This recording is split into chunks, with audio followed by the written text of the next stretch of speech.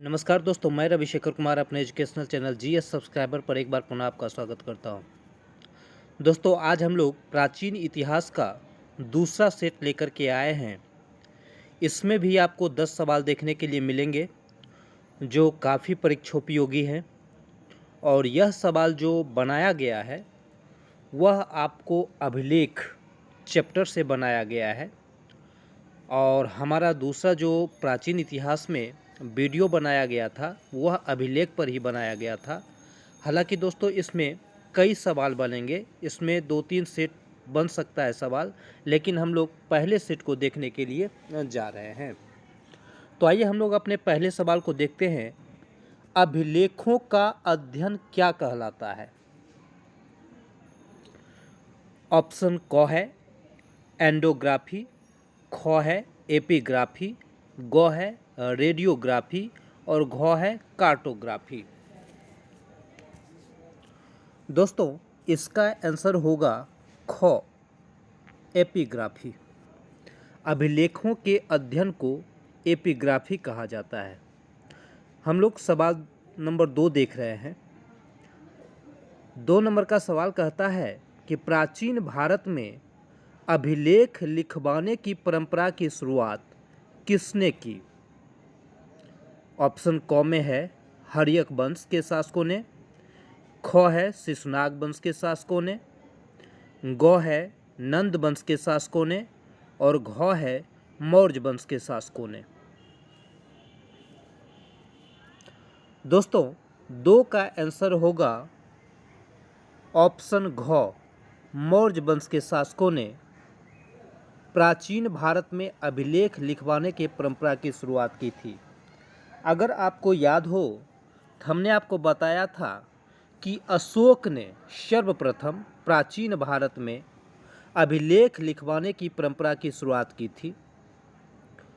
उसने यह परंपरा ईरानी शासक दारा प्रथम या डेरियस प्रथम से प्रेरित होकर के शुरू किया था।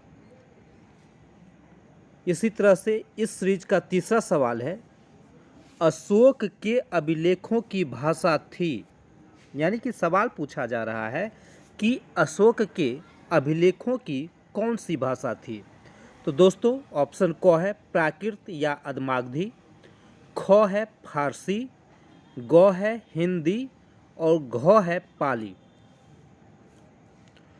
दोस्तों, इसका आंसर होगा ऑप्शन क प्राकृत या अदमागधी।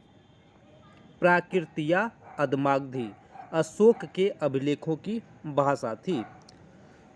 सवाल नंबर 4 है, अशोक के अभिलेख निम्नलिखित में से किन लिपियों में पाए गए हैं? ऑप्शन क है ब्राह्मी एवं खरोष्टी, ऑप्शन ख है अरमाइक एवं ग्रीक, ऑप्शन ग है इनमें से कोई नहीं, ऑप्शन घ है क एवं ख दोनों। दोस्तों, इसका आंसर होगा घ, क एवं ख दोनों। यहाँ पर आप ध्यान में रखेंगे कि यहाँ हमने दिया है ब्राह्मी एवं खरोष्टी। तो दोस्तों, यह जो लिपि आप देख रहे हैं, ब्राह्मी लिपि भी अलग है, खरोष्टी लिपि भी अलग है, अरमाइक लिपि भी अलग है और ग्रीक लिपि भी अलग है। तो अशोक का अभिलेख जो है चारों लिपियों में पाया गया है। यानी कि ब्राह्मी लिपि में भी थी, खरोष्टी में भी थी, अरमाइक में भी थी एवं ग्रीक में भी थी। इसे आप ध्यान में रखेंगे। अब हम लोग देखते हैं सवाल नंबर 5। सवाल नंबर 5 कहता है, अशोक के अभिलेख को सर्वप्रथम खोजने का काम किसने किया? ऑप्शन क में है टिफेंतलर द्वारा यह खोजा गया। कब? तो वर्ष 1750 में। ऑप्शन ख है टिफेंतलर द्वारा 1751 में।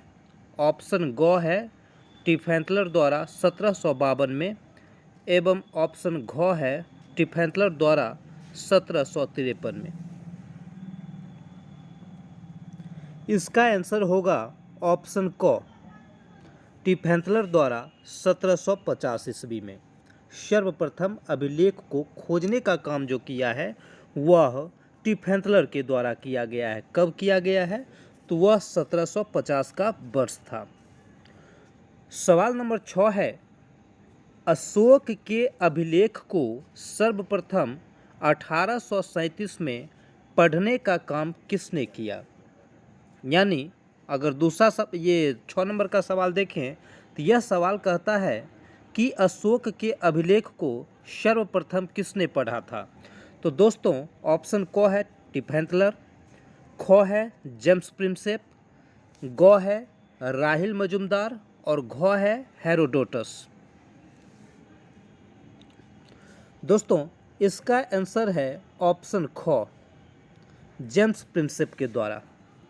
अशोक के अभिलेख को सर्वप्रथम पढ़ने का काम 1837 में जेम्स प्रिंसेप ने किया था। अब हम लोग अपना आगे का सवाल देखते हैं। प्रश्न नंबर 7।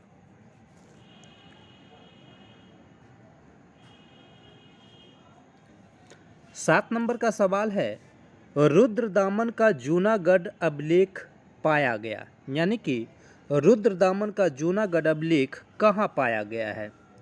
ऑप्शन क है गुजरात, ख है महाराष्ट्र, ग है बलूचिस्तान और घ है राजस्थान।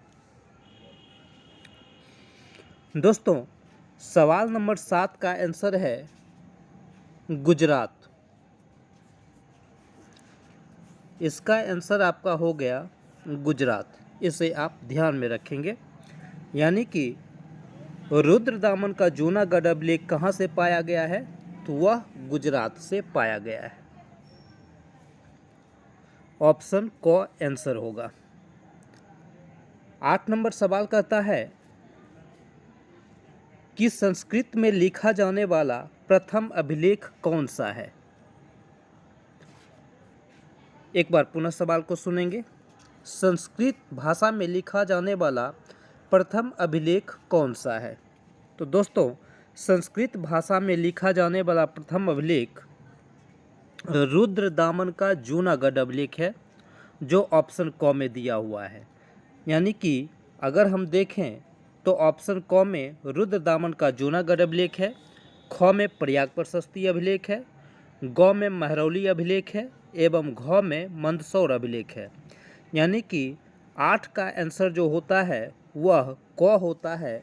यानी कि रुद्रदामन का जूनागढ़ अभिलेख जो है संस्कृत भाषा में लिखा जाने वाला प्रथम अभिलेख माना जाता है। अब हम लोग सवाल नंबर 9 को देखने के लिए जा रहे हैं। सवाल नंबर 9 है, सुदर्शन झील का निर्माण किसने करवाया? ऑप्शन क में है स्कंदगुप्त, ख में है समुद्रगुप्त, ग में है चंद्रगुप्त मौर्य एवं घ में है कुमारगुप्त। दोस्तों सुदर्शन झील का निर्माण चंद्रगुप्त मौर्य के द्वारा करवाया गया है। अगर आपको याद हो, जब हम रुद्रदामन का जूनागढ़ अभिलेख पढ़ रहे थे उस समय हमने आपको बताया था कि यह सुदर्शन झील जो है गुजरात में गिरनार पर्वत पर बनवाया गया था और यह बनवाने का काम जो है चंद्रगुप्त मौर्य के द्वारा करवाया गया था। नेक्स्ट सवाल है 10 नंबर, चंद्रगुप्त मौर्य का नाम चंद्रगुप्त मौर्य किस अभिलेख में मिलता है? ऑप्शन है क एरन अभिलेख, ख रुद्रदामन का जूनागढ़ अभिलेख, ग समुद्रगुप्त का प्रयाग प्रशस्ति अभिलेख एवं घ महरौली अभिलेख।